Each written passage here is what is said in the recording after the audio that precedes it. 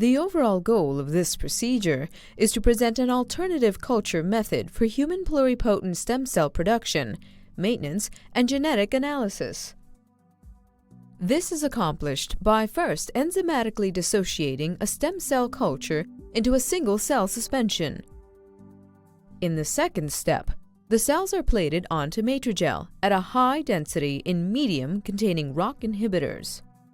Next, the cells are grown into a monolayer in medium without the inhibitors, and then transfected with microRNA. Ultimately, pluripotent stem cells cultured under these conditions exhibit high cell yields and can be used for genetic analysis and drug screening. The main advantage of this technique over existing methods like a conventional stem cell culture protocol is that it's single-cell based and is a long-quality type of cell growth.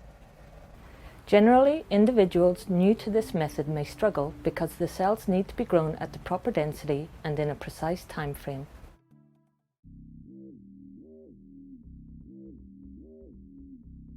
To convert human pluripotent stem cell colonies, or hPSCs, from feeders to non-colony type monolayers, or NCMs, begin by washing the colonies in a 6-well plate with PBS and then add 1 milliliter of Accutase.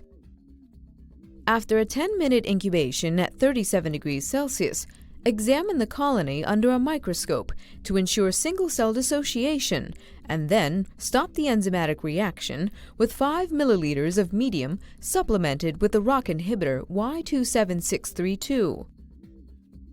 Spin down the cells and then resuspend the pellet in media alone.